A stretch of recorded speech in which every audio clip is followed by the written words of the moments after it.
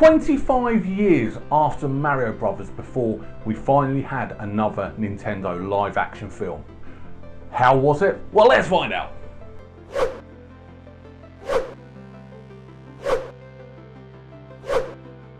Pokémon Detective Pikachu is a 2019 urban fantasy mystery film directed by Rob Letterman based on the massive Pokémon franchise, and it serves as a very loose adaptation of the 2016 video game of the same name.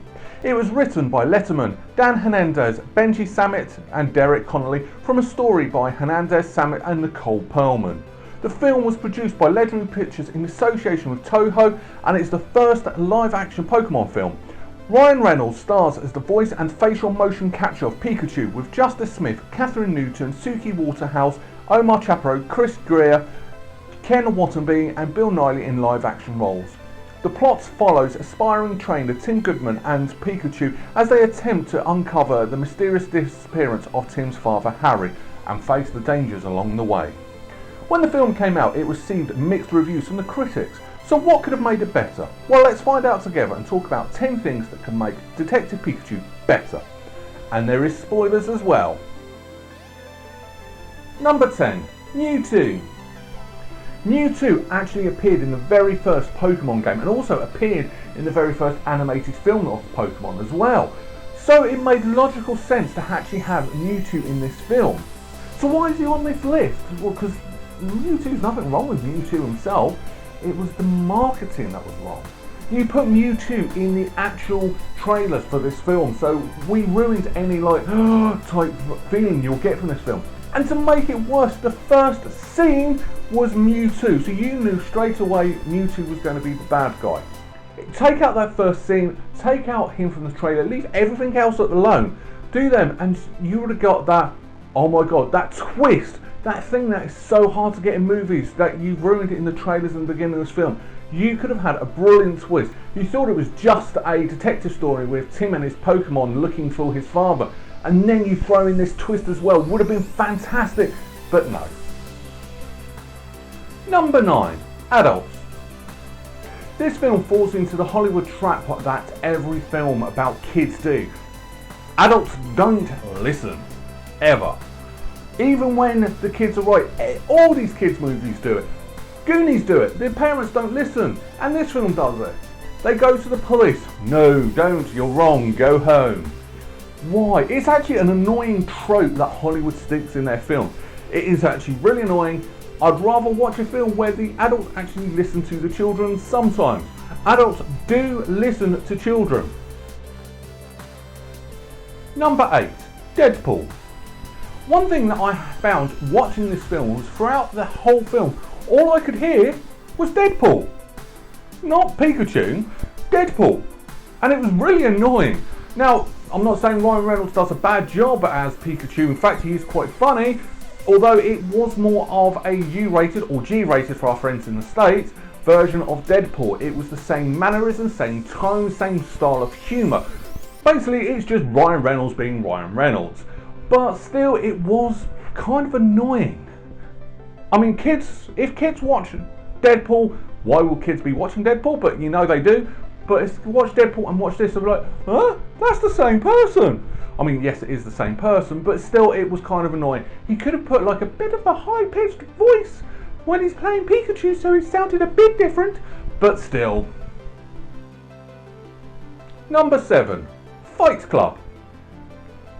Illegal fight clubs are illegal for a reason. You're not allowed to do them, and means they're also extremely hard to find. I have never in my life seen anywhere where I could go to watch an illegal fight, an underground fight club, so to speak. Yet in this film, Tim and Lucy stumble across one when they weren't even looking for it. What? Does that actually make any sense? Yes, they're following leads, and all they were told was just to go somewhere. They didn't know what they were finding, but also they got in quite easily as well. No security saying, what are you doing here? Who are you? Or how did you find out about this place? It was, that's it, here it is. Really? For something that was illegal, it was very easy to find. Number 6. CCTV. Anybody that's worked with CCTV knows how much of a pain in the backside it is to try and find something on CCTV, especially when you know the date and time something took place. You spend ages trying to get the right position, the right camera. It is not an easy thing to do. So when they go to the police station and the cop turns around and says, you need to have a look at this and press a button on a remote control, and the right moment comes up.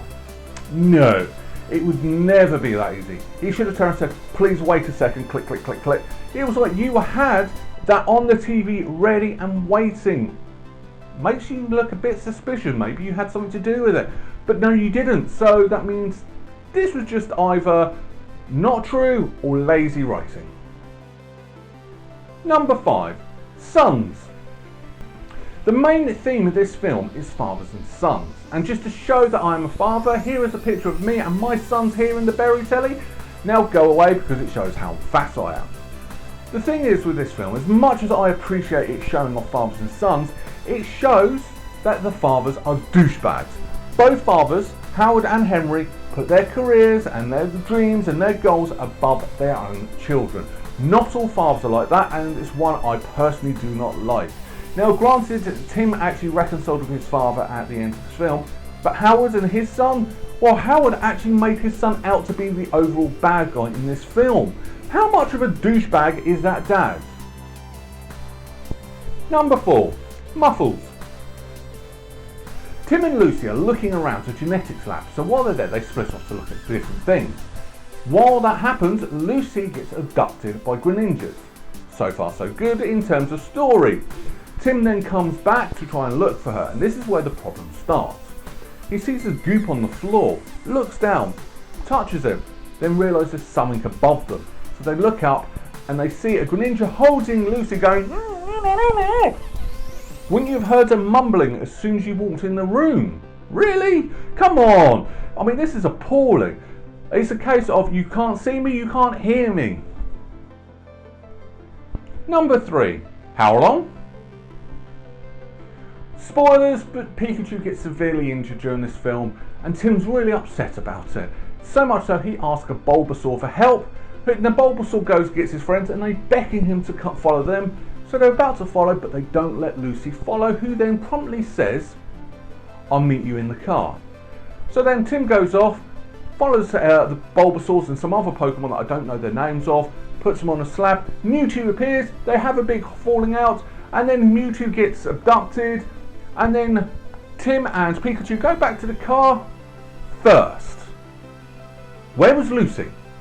That's really weird. Makes me suspicious that it took Lucy longer when she was going straight there while Tim and Pikachu had their little mini adventure.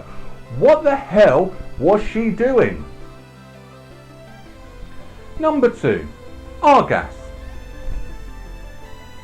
Throughout this film, it's shown that Argas will turn any Pokemon into a wild rabid creature, which is all fine and good because they keep it consistent, except for one. Right at the end of this film, Ditto gets absolutely enveloped in Argas. Does Ditto get wild, goes around attacking everyone and loses its mind? No, Ditto just dissolves into a pile of goo. Doesn't follow on from the rest of the film. It doesn't actually have any consistency. Everyone else will have this same effect except for this one Pokemon. Doesn't make sense to me. Number 1, ripping off Batman. So Howard's ultimate plan is to merge humans and Pokemons together. And how does he do this? Well, he creates a massive parade and has balloons everywhere. And these balloons are filled with Argas, the key ingredient to merge humans and Pokemons together. Now, does this plot point sound familiar? Well, yes. It sounds exactly like 1989's Batman film. The Joker wants to kill everybody, so he creates a parade with balloons everywhere that's filled with deadly gas. I see what you did here in this film. I caught you. I twigged. Naughty filmmakers, you stole from Batman. That's sacred. Final thoughts. So what can I say about this film? Apart from the fact it's good. End of. It actually has everything. It has fun, adventure, it's for families. It has Ryan Reynolds in a toned down sarcastic, which is brilliant. And all of this in an hour and 40 minutes, all wrapped up nice and neat with a nice bow on top.